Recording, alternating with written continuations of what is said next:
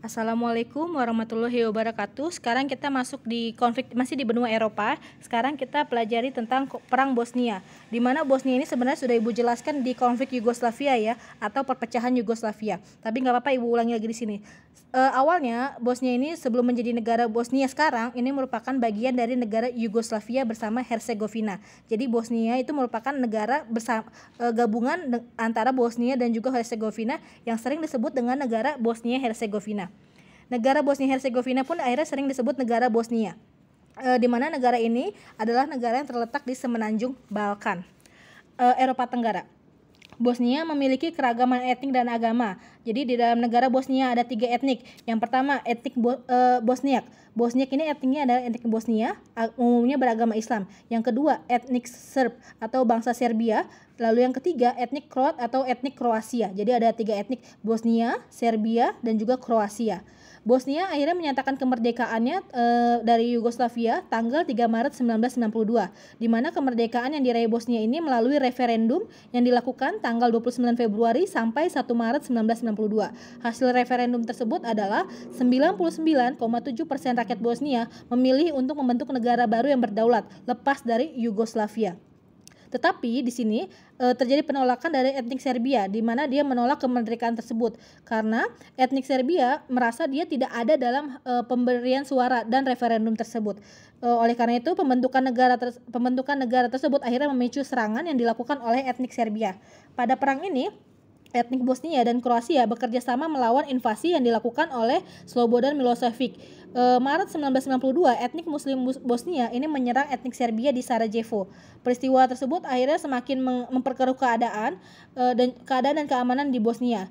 Presiden Slobodan Milosevic yang merupakan presiden dari Yugoslavia ini akhirnya memerintahkan pasukan Serbia untuk melakukan pemboman terhadap kota Sarajevo. Tindakan tersebut dilakukan dengan tujuan untuk menghapus keturunan Muslim atau ethnic cleansing di Bosnia. Jadi penghapusan ini bisa disebut juga dengan genosida atau ethnic cleansing. Jadi pembersihan semua keturunan ras tertentu. Ini disebut dengan genosida. Strategi yang digunakan oleh pasukan Serbia dalam melakukan ethnic cleansing atau operasi pembersihan etnik Muslim ini dengan cara melakukan menyisir secara sistematis tokoh masyarakat seperti kaum terpelajar, anggota oposisi, dan juga para konglomerat. Pembersihan etnik Muslim Bosnia ini diawali dengan pengepungan desa-desa, kemudian menutup akses keluar dan juga masuk dari kota Sarajevo. Jadi mereka nggak bisa keluar masuk lagi orang-orangnya. Selama sekitar 6 minggu setelah adanya operasi pembersihan, pasukan Serbia berhasil menguasai sekitar 2/3 wilayah Bosnia. Selanjutnya pasukan Serbia menyerang kota-kota yang diduduki oleh etnik Muslim Bosnia dengan secara brutal. Pasukan Serbia juga melakukan embargo pangan dan juga barang-barang kebutuhan sehari-hari terhadap orang Muslim. Jadi mereka sudah dikepung, mereka nggak dapat pasokan makanan ataupun pakaian dari luar. Puncaknya tanggal 11 sampai 22 Juli 1955 terjadi pembantaian yang menewaskan ribuan etnik Muslim Bosnia. Oleh karena itu Slobodan Milosevic ini dianggap sebagai salah satu penjahat perang oleh dunia ya, karena dia membantai hampir ribuan etnik Muslim Bosnia. Dewan Keamanan PBB pun turut berupaya mengakhiri konflik di Bosnia dengan melalui perjanjian atau perundingan yang dilakukan di Pangkalan Udara Wright-Patterson di Dayton, Ohio, tanggal 1 sampai 21 November 1955, di mana perjanjian tersebut dikenal dengan Perjanjian Dayton yang ditandatangani pada tanggal 14 Desember 1955 di Paris. Jadi akhirnya sekarang bisa dibilang Bosnia menjadi negara merdeka ya. Oke, selanjutnya konflik di Amerika. Untuk yang di Amerika ini yang kita bahas yang pertama adalah invasi Teluk Babi. Invasi Teluk Babi ini dimulai ketika jadi awalnya dulu Kuba tanggal 1 Januari 1959 Fidel Castro ini berhasil menyerang Havana ibu kota Kuba ya, di mana serangan tersebut ini menjadikan pemerintahan Fulgencio Batista ini berhasil jatuh dan digantikan oleh Fidel Castro. Jadi pemerintah awalnya Kuba itu dipimpin oleh Fulgencio Batista, di mana Fulgencio Batista ini merupakan pendukung dari Amerika Serikat. Karena sudah digulingkan tahun 59, Fidel Castro akhirnya berhasil menjadi pemimpin dari Kuba. Di bawah pemerintah Amerika Serikat di bawah pimpinan John F. Kennedy ini tidak menyukai Kuba di bawah pimpinan Fidel Castro. Karena apa? Karena Fidel Castro ini berpihak pada Uni Soviet yang jelas-jelas merupakan ancaman atas hegemoni politik Amerika Serikat di benua Amerika. Jadi bayangkan pada masa Perang Dingin, Amerika sebagai pimpinan dari blok barat atau pimpinan dari paham liberal kapitalis itu tepat di depan hidungnya ada sebuah negara yang justru menentangnya dia, yaitu negara Kuba di bawah pimpinan Fidel Castro. Akhirnya di sini John F. Kennedy memutus hubungan diplomatik dan juga melakukan embargo perdagangan barang-barang dari Kuba. Selain memutus hubungan diplomatik dan melakukan embargo terhadap Kuba, Amerika juga melakukan invasi untuk menjatuhkan pemerintahan Fidel Castro. Tanggal 12 Januari 1960, Amerika Serikat melakukan invasi yang berskala kecil terhadap Kuba yang ditunjukkan dengan menjatuhkan bom di daerah Bainoa, Caraballo, dan juga San Antonio. Dalam perkembangannya, Amerika berhasil menyiapkan invasi yang lebih besar yang dikenal dengan istilah invasi Teluk Babi, karena terjadi memang di Teluk Babi.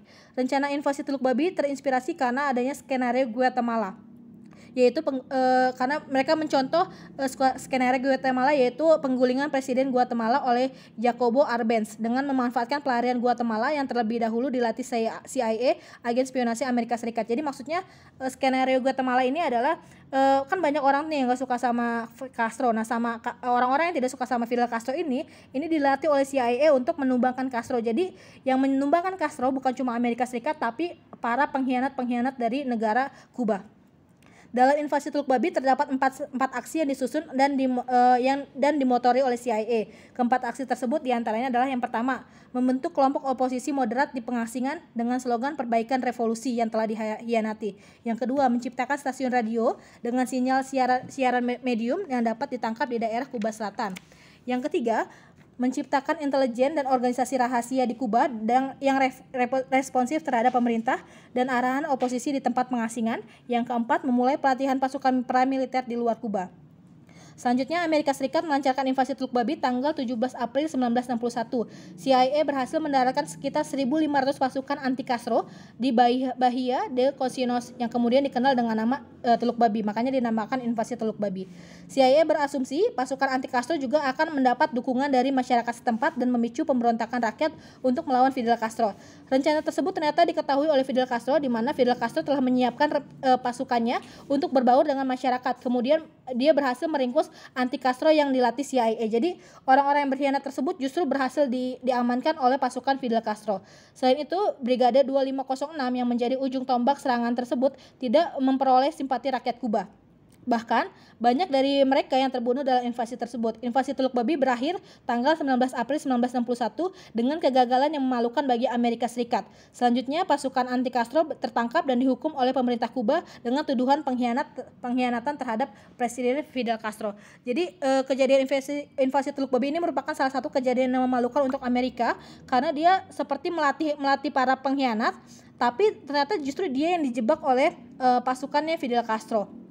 Jadi seperti tidak matang untuk ukuran agen militer sekelas CIA yang sudah melatih banyak orang, kok taktiknya bisa ketahuan, kok taktiknya bisa lolos. Karena apa? Karena ternyata di Amerika sendiri pun ada pengkhianat yang bisa membawa kabar kalau akan adanya invasi Teluk Babi. Jadi makanya dengan gagalnya ini akhirnya Kuba sampai sekarang pun masih menjadi negara komunis dan dia bisa bertahan dengan kekomunisannya. Bahkan Fidel Castro terus menjadi presiden hingga akhir hayatnya, baru dia digantikan oleh adiknya yaitu Raul Castro sekitar tahun 2000-an kemarin. Oke, selanjutnya kita ke materi terakhir yaitu Perang Malvinas. Oke, Perang Malvinas ini, jadi Malvinas ini kalau ada yang nyebut Malvinas juga benar, kalau ada yang menyebut Kepulauan Falkland ini juga benar. Jadi ada dua nama ya, yaitu Kepulauan Malvinas dan juga Kepulauan Falkland. Di mana Kepulauan Malvinas ini terletak di sebelah tenggara Argentina. Kepulauan Malvinas ini berada di sebelah timur Argentina. Kepulauan Malvinas Kepulauan Malvinas ini ditemukan oleh Inggris tahun 1832, di mana Inggris akhirnya menjadikan Kepulauan Malvinas sebagai salah satu wilayah jajahannya. Argentina menganggap Kepulauan Malvinas, tapi di sini beda pandangan dari Argentina karena Argentina menganggap Malvinas ini merupakan bagian dari wilayahnya. Pada tahun 1841, Inggris berhasil menduduki Pulau Malvinas dengan menempatkan gubernur dan mengirim 1.800 orang Inggris ke pulau tersebut. Jadi untuk mengklaim kalau ini adalah pulau milik Inggris, dia mengirim gubernur dan juga mengirim 1.800 orang untuk tinggal di sana. Tindakan Inggris ini akhirnya memicu gelombang protes dari Argentina, di mana setelah Perang Dunia Kedua, PBB berusaha menyelesaikan konflik Argentina dan Inggris melalui jalur perundingan. Tetapi kedua negara tersebut merasa paling berhak atas Pulau Malvinas. Inggris berpendapat Pulau Malvinas merupakan tanah jajahan Inggris sejak abad pertengahan. Sejak pertengahan abad ke-19. Sedangkan Argentina berpendapat Pulau Malvinas merupakan wilayah mereka yang merupakan warisan bekas jajahan Spanyol. Kebuntuan perundingan tersebut mendorong pemerintah militer Argentina melakukan serangan militer. Tanggal 19 Maret 1982, Argentina menyatakan perang terhadap Inggris dengan menguasai Pulau Georgia dan juga mengibarkan bendera Argentina di wilayah sengketa tersebut. Kapal perang Argentina dengan senjata lengkap mulai memasuki wilayah Kepulauan Malvinas. Argentina pun akhirnya mempersiapkan diri semaksimal mungkin untuk menghadapi pasukan Inggris. Perdana Menteri Inggris saat itu bernama Margaret Thatcher, dia menyanggupi tantangan perang dari Argentina meskipun harus menempuh jarak 320 km. Jadi sebenarnya secara posisi memang lebih dekat ke Argentina, tapi di sini walaupun jauh, akhirnya Margaret Thatcher tetap menyanggupi tantangan perang tersebut. Margaret Thatcher akhirnya menyatakan 1.800 orang Falkland atau 1.800 orang Malvinas adalah bagian dari keluarga kerajaan Inggris yang dulu sudah dikirim oleh Inggris ya. Jadi mereka sebelum melakukan serangan balik, Inggris melakukan berbagai pengamatan untuk membuat strategi dalam melemahkan pasukan Argentina. Di sini akhirnya Inggris menetapkan zona eksklusif maritim sepanjang 200 mil di sekitar pulau-pulau sengketa untuk melemahkan pasukan Argentina. Tetapi Argentina justru melanggar zona eksklusif maritim yang ditetapkan oleh Inggris. Tindakan tersebut akhirnya memicu kemarahan Inggris hingga tanggal 1 Mei 1982 Inggris mulai melancarkan serangan ke Malvinas. Militer Inggris yang jauh lebih kuat, jadi kita sudah tahu ya, militer armada lautnya Inggris memang sangat kuat ya, bahkan di dunia pun diakui. Karena lebih kuat dibanding Argentina, akhirnya perang di Kepulauan Malvinas berakhir pada 14 Juni 1982 dengan kemenangan di pihak Inggris. Oleh karena itu, Argentina harus menarik pasukannya dari Kepulauan Malvinas, dan juga kekalahan Argentina tersebut akhirnya berimbas pada putusnya hubungan diplomatik antara Inggris dan Argentina. Berdasarkan catatan yang dikeluarkan oleh BBC, kantor berita BBC, Amerika Serikat sebenarnya sempat melakukan upaya perdamaian antara Inggris dan Argentina. Amerika berupaya membujuk Argentina untuk melakukan perundingan ulang dan menandatangani perjanjian damai, tetapi ajakan Amerika Serikat tersebut ditolak oleh Argentina tanggal 19 April 1982. Penolakan tersebut tidak lepas karena Argentina ini mendapat dukungan publik dan juga dari militer di tengah krisis politik dan juga ekonomi yang melanda Argentina. Pemerintah militer Argentina perlu mendapatkan perhatian dan dukungan publik untuk mempertahankan kekuasaannya. Itu adalah beberapa peristiwa dunia yang terjadi di saat ini ya, bahkan bisa dibilang ini masih terjadi sampai saat ini ya, ini masih terjadi. Jadi makanya ya bersyukur aja kita tinggal di Indonesia walaupun terjadi gesekan sana sini, tapi seenggaknya kita bisa dibilang hidup damai. Jadi perang tuh tidak ada di depan mata, beda dengan negara-negara lainnya, beda dengan negara-negara konflik di Timur Tengah, konflik di Afrika. Kita masih bisa sekolah, masih bisa hidup, masih bisa mencari pekerjaan. Jadi makanya ya syukuri aja lah kita masih tinggal di sini. Oke, sampai sini. Wassalamualaikum warahmatullahi wabarakatuh.